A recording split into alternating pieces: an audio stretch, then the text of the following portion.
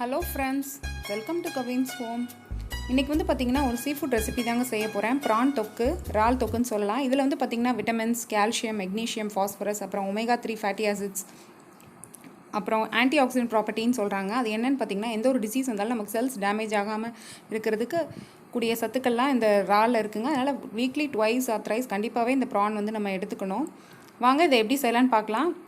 இன்றைக்கி நான் ஒரு 1/2 கிலோ ப்ரான் வாங்கியிருக்கோங்க கடையிலேருந்து பார்த்திங்கன்னா ப்ரான் வந்து ஒரு பிளாஸ்டிக் கோட்டிங்மாக இருக்கும். அதெல்லாம் எடுத்து க்ளீன் பண்ணி இந்த மாதிரி கொடுத்துட்டாங்க. இப்போ நம்ம வீட்டில் வந்து வாங்கினதும் இந்த மாதிரி தருவாங்கங்க. இதில் வந்து பார்த்திங்கன்னா சென்டர்லேயும் பேக் சைட்லேயும் நீளமாக கருப்பாக ஒரு குடல் மாதிரி இருக்குங்க. அதை வந்து இழுத்துருங்க. ரொம்ப லீனாக தான் ஒல்லியாக தான் இருக்கும். அதை எடுத்துட்டு நல்லா உப்பு போட்டு கழுவிட்டு இப்போ இது கூட நம்ம ஃபஸ்ட்டு சாட்டேஜ் பண்ணி வச்சிடலாம். 1/2 ஸ்பூன் மஞ்சள் தூள், 1/2 ஸ்பூன் மிளகுத்தூள், அப்புறம் 1/2 ஸ்பூன் ஃபிஷ் ஃப்ரை மசாலா, ஏதோ ஒரு ஃபிஷ் ஃப்ரை மசாலா சேர்த்துக்கோங்க.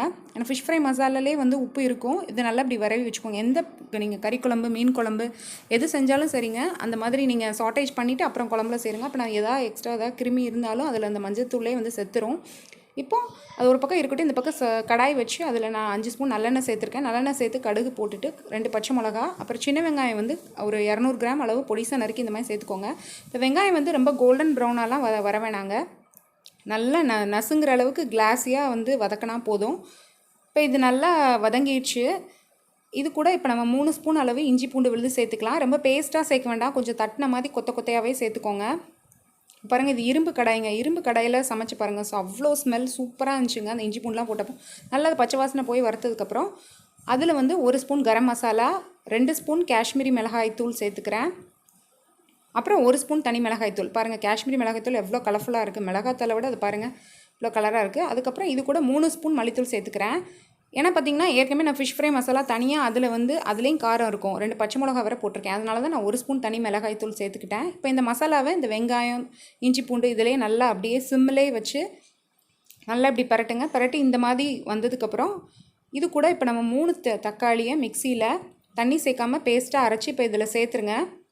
இப்போ சிம்லேருந்து கொஞ்சம் மீடியம் ஃப்ளேமில் வச்சு இது நல்லா இந்த மாதிரி பரட்டி விட்டுக்கோங்க. இந்த மாதிரி நல்லா மிக்ஸ் பண்ணிக்கோங்க. இந்த மசாலா கூட நல்லா தக்காளியெல்லாம் நல்லா அந்த மாதிரி மிக்ஸ் பண்ணி விட்டுக்கோங்க. இந்த மாதிரி நல்லா மிக்ஸ் பண்ணதுக்கப்புறம் இப்போ மிக்ஸி ஜார் வந்து மிக்சியில் ஃபஸ்ட்டு பேஸ்ட் மட்டும் தான் அரைச்சோம். இப்போ இதில் வந்து 2 டம்ளர் தண்ணி சேர்த்து மிக்ஸி ஜாரை கழுவி இதில் சேர்த்துருங்க. இப்போ இதையும் சேர்ந்து நல்லா கலந்து விட்டுட்டு நல்லா இந்த மாதிரி நல்லா மிக்ஸ் பண்ணி விட்டுக்கோங்க. மிக்ஸ் பண்ணி விட்டு இப்போ சிம்லேருந்து கொஞ்சம் மீடியம் ஃப்ளேம்லேருந்து கொஞ்சம் தூக்குன மாதிரி வச்சு இந்த மாதிரி நல்லா வற்றி வரட்டும். தக்காளி வந்து பாருங்கள் இப்போ நல்லா வற்றி வந்துடுச்சு. இந்த மாதிரி நல்லா வற்றி வந்ததுக்கப்புறம் தான் நம்ம வந்து இப்போ ப்ரான் சேர்க்க போகிறோம். இப்போ ஒவ்வொரு ப்ரானாக அந்த மாதிரி நம்ம சேர்த்துக்கலாம்.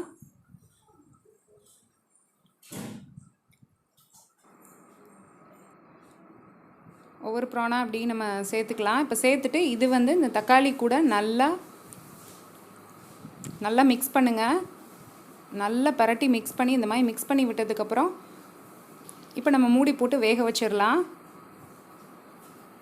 ஒரு 5 to 6 மினிட்ஸ் போதுங்க ப்ரான் வேகிறதுக்கு. ரொம்ப நேரம் தேவைப்படாது. அதுக்கு மேலே வேக விட்டிங்கன்னா ப்ரான் வந்து ரப்பர் மாதிரி ஆயிரும். இறால் வந்து ரப்பர் மாதிரி ஆயிரும். அதனால் 5 நிமிஷம் கரெக்டாக வேக விடுங்க. இப்போ பாருங்கள், ப்ரான்லேருந்து தண்ணி விட்டு எப்படி இருக்குன்னு பாருங்கள். இப்போ நமக்கு அப்படியே நல்லா செமியாக ஒரு ப்ரான் தொக்கு வந்து ரெடி ஆயிடுச்சுங்க.